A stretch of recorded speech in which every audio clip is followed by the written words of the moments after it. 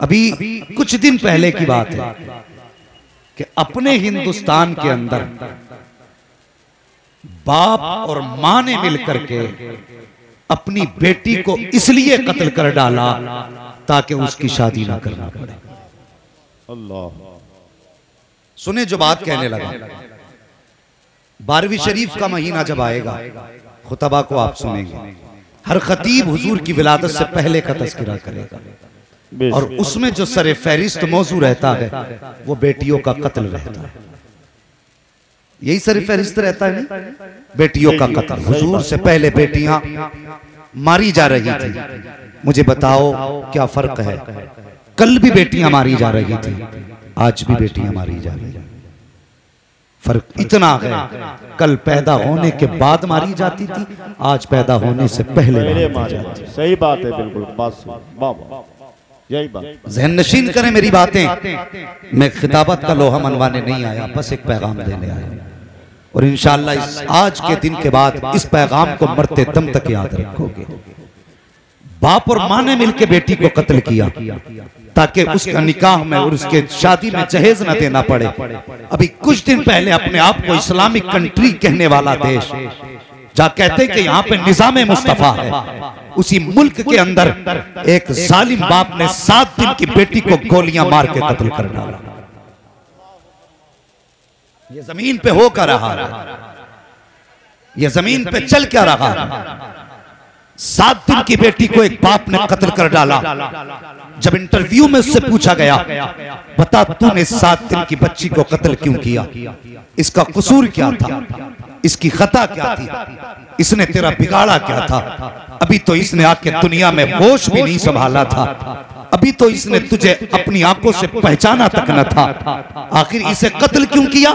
तो कहने लगा इसे इसलिए कत्ल किया कि मुझे पहली बेटी नहीं, मुझे पहला बेटा चाहिए था। हम किस डगर पे चलने लगे हैं?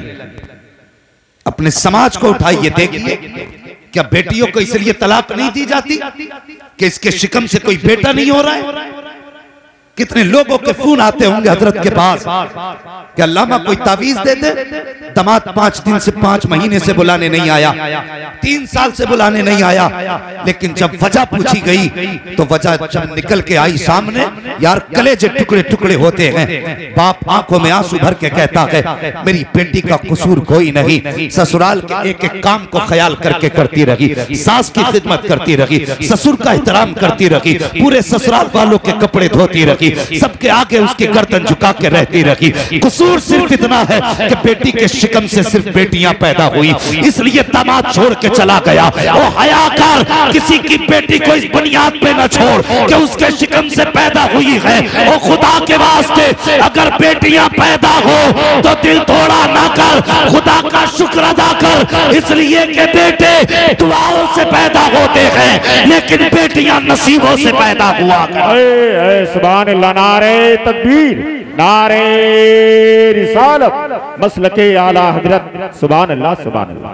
वाह वाह, बहुत अच्छे। रह गई बात बेशक किसी की बेटी को तलाक दे के घर से निकालने की, तो मुझे बता, तलाक बहुत बड़ा दाग है बेटी के दामन पे। समझ रहे हैं ना मेरी बात? समझ में आ रही है आपके? तलाक बहुत बड़ा दाग है बेटी के दामन पे। हाँ साहिब, अगर बेटी को देखने वाले लोग देख के चले जाएं और इतना कह दें कि लड़की पसंद नहीं, तो उस लड़की के रिश्ते में कितनी रुकावटें आती हैं, कोई ये बेटी के बाप से जाके पूछे। तलाक देना किसी की बेटी को कोई खेल नहीं है, घर से निकाल देना कोई खेल नहीं है। ये दर्द उस दिन पता चलेगा जिस दिन कोई तेरी बेटी को अपने घर से धक्का देकर निकालेगा कि बेटियों की बेइज्जती और जिल्लत का दर्द क्या होता है। अल्लाह अकबर। बेटियां बेटियां होती हैं, बेटी बेटी होती है। किसी की बेटी को उसकी ऐसी खता कि जो इंसान से आमतौर पे होती रहती है, उस वजह से भी घर से ना निकालो। जी, बेटी का दर्द क्या तुम सोच भी नहीं सकते। पता कायनात में कोई हुजूर जैसा बाप हो तो लाके दिखा, सैयदा फातिमा जैसी बेटी हो तो लाके दिखा, और मौला अली जैसा कोई दामाद हो तो लाके दिखा। है कोई इन लोगों की मिसाल? आलादत कहते हैं क्या बात रजा उस चमनिस्तान करम की, ज़हरा है कली जिसमें हुसैन और हसन फूल। ये घराना है। लेकिन सुन, एक दिन हजरत अली मौलाए कायनात मौला अली रज़ी अल्लाह ताला आपने हजरत फातिमा ज़हरा की मौजूदगी में एक दूसरी लड़की से निकाह का इरादा फरमाया। सुन रहे ना मेरी बात? बहुत गौर से सुनना। हमें हलवे के हवाले याद है, जर्दे के हवाले याद है, जरा ये भी सुन जो बताने लगा। हजरत अली से निकाह, हजरत अली ने हजरत फातिमा की मौजूदगी में दूसरे निकाह का इरादा फरमाया। अल्लाह अकबर, ये खबर नबी के बेटी के कानों तक आई। आपने शहजादों को गोद में उठाया, हुजूर की खिदमत में गई, हुजूर की बारगाह में जाके बैठी, आंख में आंसू थे। मेरे नबी ने फरमाया फातिमा खैर तो है, कैसे आई हो? कहती है अब्बा जान, मैंने सुना है अली दूसरे निकाह का इरादा कर रहे हैं। इतना सुनना था मेरे हुजूर ने घर छोड़ा, मस्जिद के मिंबर पे तशरीफ लाए, सहाबा को इकट्ठा किया और जब सारे सहाबा आ गए, आका ने उसके बाद फरमाया था ऐना अली इब्ने अबी तालिब, अली इब्ने अबी तालिब कहाँ है? हजरत अली उठ के खड़े हुए, पिता का भी वम्बी या रसूल अल्लाह, आका मेरे माँ बाप आप पे कुर्बान हो जाएं। हुजूर हुक्म फरमाए। आका फरमाते हैं ए अली सुना है कि तुम मेरी बेटी के ऊपर दूसरे की बेटी लाने वाला है। जी या रसूल अल्लाह, आपने दुरुस्त सुना है। आका फरमाते हैं ए अली, हर शख्स को 4 निकाह की इजाजत है, लेकिन तुझे फातिमा के होते हुए किसी दूसरे निकाह की इजाजत नहीं है। और मुझे बता तो सही, अगर बेटी के ऊपर बेटी पैगंबर इस्लाम को गवारा ना हो तो किसी की बेटी को तू धक्का दे के निकाले, ये गरीब बाप की हिम्मत को कैसे गवारा हो सकता? नारे तकबीर, नारे रिसालत, नारे गौसियत, मसलके आला हजरत, फैजाने आला हजरत, जश्ने दस्तार बंदी। सुभान अल्लाह, सुभान अल्लाह। बेटियां पैदा हो तो मुंह न बिगाड़, बेटियां पैदा हो तो रब का शुक्र अदा कर। बेशक हक बात, खुदा का शुक्र अदा कर, वरना उनसे पूछ जिनके आंगन में बेटियां नहीं होती है। अगर खुदा ने 10 बेटे भी दिए हैं ना तो घर कब्रिस्तान लगता है, और सिर्फ एक बेटी घर में हो, वो मुस्कुराती है तो कसम खुदा की चमन सा नजर आया करता। बेटी बेटी होती है। हमने इस बेटी की पैदाइश पे गम मनाया।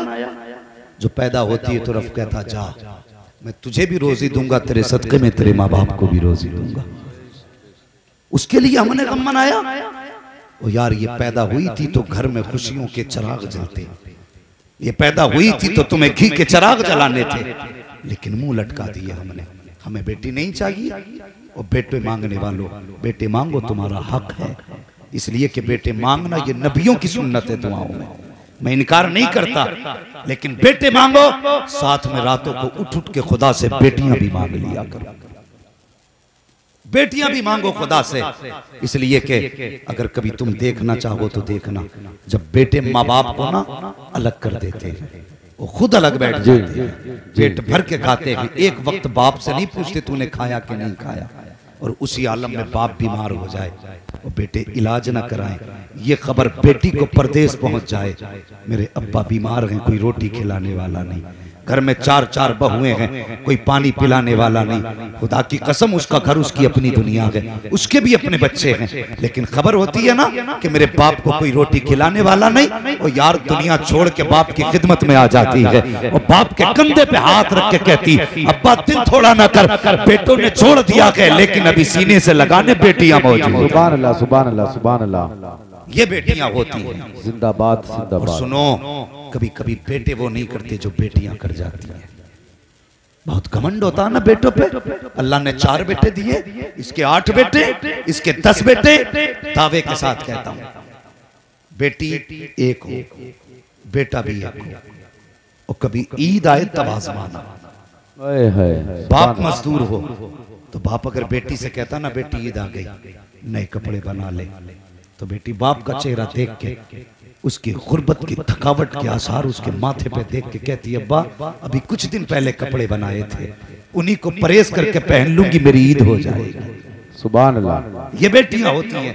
और अगर बेटा कहे ना अब्बा मुझे ऐसे ही जूते चाहिए जैसे प्रधान के बेटे ने पहन रखे थे, ऐसे बेटे चाहिए जैसे प्रधान के बेटे ने पहने थे, ऐसे जूते चाहिए जैसे फला अमीर के बेटे ने जूते पहने हैं, और बाप न लेके आए ना, यही बेटा जूते लेके बाप के सर पे खड़ा हो जाता है। और इनके लिए हमने बेटियों को लावारिस बना दिया, जो जिंदगी भर बाप को गालियां भी देते हैं, ताने भी दिया करते हैं, धक्के भी दिया करते हैं। और खुदा के वास्ते बेटियों से प्यार किया करो, बेटियों से मोहब्बत किया करो। कभी कभी बेटी वो कर जाया करती हैं जो बेटे नहीं किया करते हैं। अल्लाह अकबर। देख कभी एक बात और बता दो कि जितना दर्द बाप का बेटी को होता है ना, उतना दर्द बेटे को नहीं हुआ करता।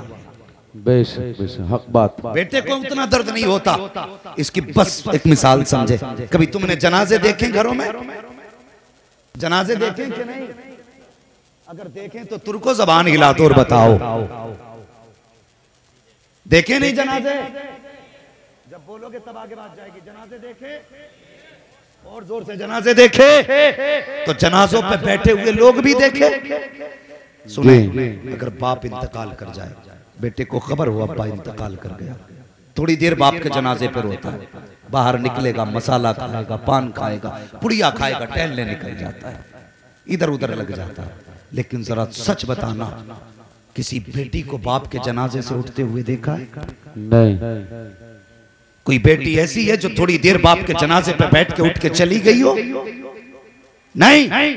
अगर जनाजा 12 घंटे भी रखा रहे तो बेटियां बाप के जनाजे के सामने बैठी रहती हैं। उठ के क्यों नहीं जाती? या उनको थकावट नहीं है, या उनको भूख प्यास नहीं है? और खुदा के वास्ते मेरी बात दिल पे लिख कर लेकर के जाना, बेटियों को थकन भी है, दर्द भी है, तकलीफ भी है, उठ के सिर्फ इसलिए नहीं जाती है कि मेरा बाप थोड़ी देर का मेहमान है, अगर आज चला जाएगा तो ये दोबारा नजर नहीं आएगा। जब ये कब्रिस्तान की तरफ जाएगा तो हम होंगे लेकिन बाप का चेहरा नहीं होगा। ये सोच करके बेटियां शाम तक जनाजे के साथ बैठी रहती हैं। और बैठना तो छोड़ो साहिब, मैंने तो यहां तक देखा है जब बाप के जनाजे उठा करते हैं तो बेटियां दौड़ करके दरवाजे तक जाती हैं, लोग खींच के अंदर लाते हैं, लेकिन एक जवाब उनके जबान पे होता है, लोगों हमें छोड़ दो, हमें भी बाप के साथ जाने दो। जब बाप नहीं है तो दुनिया में रह के क्या करेंगे? जब बाप चला गया है अब दुनिया की जरूरत नहीं है। और खुदा की कसम, बेटे जायदाद के वारिस होते हैं, बेटियां बाप के प्यार की वारिस हुआ करती है। बेटों को जायदाद से प्यार होता है, लेकिन बेटियों को बाप के प्यार से प्यार। सुभान अल्लाह, सुभान अल्लाह। नारे तकबीर, नारे रिसालत, नारे गौसियत, मसलके आला हजरत, फैजाने आला हजरत, फैजाने ताजो शरिया, जश्ने दस्तार बंदी, मुफ्ती अहमद रजा साहिब किबला। सुभान अल्लाह, सुभान अल्लाह। क्या आज बेटियां नहीं मारी जा रही? अखबार पढ़ो, कल के अखबार की हेडिंग थी कि एक औरत को जहेज की वजह से फांसी लगा के मार दिया गया। एक इंसान की जान इतनी सस्ती, और तेरी कौड़ियों की दौलत के बदले में तूने जान ले ली। शर्म नहीं आती? आज निकाह इतने मुश्किल हो गए कि तेरी मेरी बेटी हिंदुओं के बिस्तरों पे जाके लेट गई। अल्लाह अकबर। ये सच्ची बात है। अगर निकाह आसान होते तो कलमा पढ़ने वाली किसी भगवादारी के बिस्तर पे नहीं होती। किसे इल्जाम देते हो? आरएसएस को, बजरंग दल को, बीजेपी को? नहीं, दिल के फपोले चल उठे, सीने के दाग से इस घर को आग लग गई, घर के चरा।